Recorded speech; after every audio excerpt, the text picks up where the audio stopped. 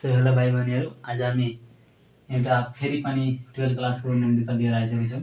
फिजिक्सको हो। यो चाहिँ सिम्पल हार्मोनिक मोसनको रहेको छ। अब यो क्वेसनलाई कसरी सल्भ गर्ने, कुनै पनि क्वेसन सल्भ गर्नुभन्दा पहिला अगाडि एकचोटि हामीले त्यसलाई रिडिङ गर्न जरुरी हुन्छ हैन। अब रिडिङ गरेर हामीलाई थाहा लाग्छ कि त्यहाँबाट के गिभन डाटाहरू दिएछ। अब त्यसै गरी हामी यसलाई रिडिङ गरौँ हैन। A body of mass 2 kg is suspended from a spring of negligible mass and is found to stretch the spring 0.1 meter. What is the force constant and time period?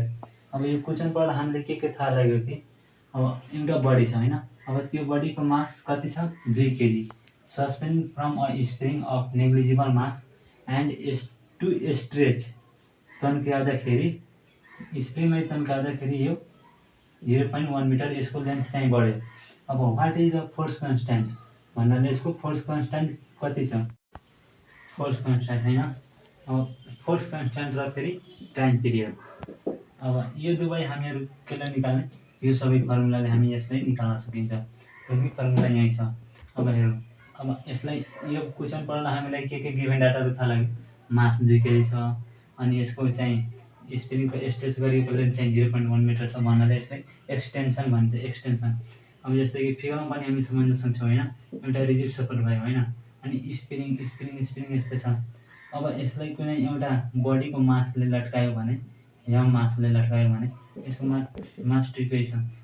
पहिला चाहिँ यसरी थियो। अब यसलाई तन्काउँदाखेरि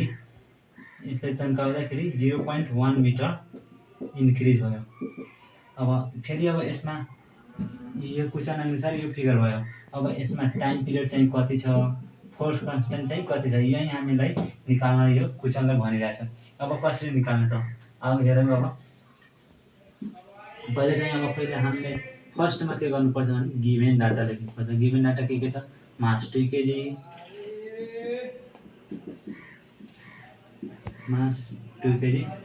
अनि सस्पेन्ड फ्रम एक्सटेन्ट यसलाई 0.1 तन्किएको लेन्थलाई हामी के भन्न सक्छौँ, एक्सटेन्सन।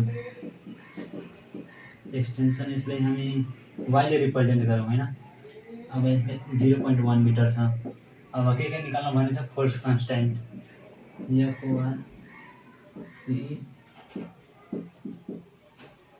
फोर्स कन्स्ट्यान्ट के इक्वल टु 1। अनि फेरि त्यस्तै गरी टाइम पिरियड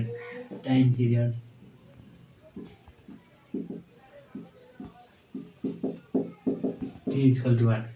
अब हेरौँ, अब यो दुवैको फर्मुला के हो त, अब K इक्वल टु यो एउटा छ अनि T इक्वल टु यो एउटा छ। अब पहिला हामीले फोर्स कन्स्ट्यान्ट निकाल्नको लागि यसमा फोर्स, अब फोर्स त निकाल्नु पर्यो हामीले।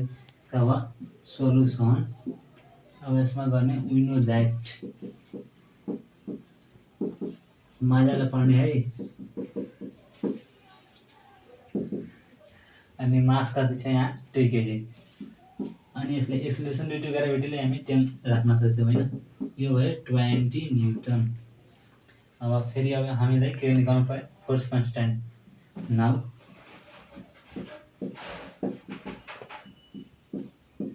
Force constant K equal to F/Y। यसलाई म यहाँ लेखेँ। हाम्रो फोर्स कति दिएको छ 20 न्युटन, अनि y कति छ 0.1। यही नम्बरले लेखिदिएको छु है, यो भयो। अब यसलाई हामीहरू क्याल्कुलेसन गर्दा कति आउँछ, 200 न्युटन पर मिटर आउँछ होला। हेरेर गर है, म यस्तै गरिदिएछु। अब फेरि नाउ, अब यो त हाम्रो भयो हैन। यो हाम्रो force constant K equal to हाम्रो यति आयो। अब के निकाल्नु छ, टाइम पिरियड यानि कि T अब हामीले निकाल्नु पर्यो। अब टाइम पिरियड थाहै छ हामीलाई, यो फर्मुला सिधै यो फर्मुला यहाँ हाल्दिने 2π/m/k। अब m के रिप्रेजेन्ट गर्छ, मास, के अनि फोर्स कन्स्ट्यान्ट। अब के को भ्यालु यहाँ हामीसँग यहाँ छँदैछ, अनि m को भ्यालु हामीसँग यहाँ छँदैछ 2 kg। अब सिधै त्यस्तै 2π/, मास हामीले कति राख्न सक्छौँ, 2 kg राखिदिन्छौँ होइन। मास 2/200। यो सबै हाम्रो गरेर 0.62 सेकेन्ड आउँछ। सो यसले गर्दा हामीहरू चाहिँ यो क्वेसनलाई सल्भ गऱ्यो र यसै गरी हामीहरू फ्युचर सिभिल इन्जिनियर च्यानल हेर्दै गर्नुलाई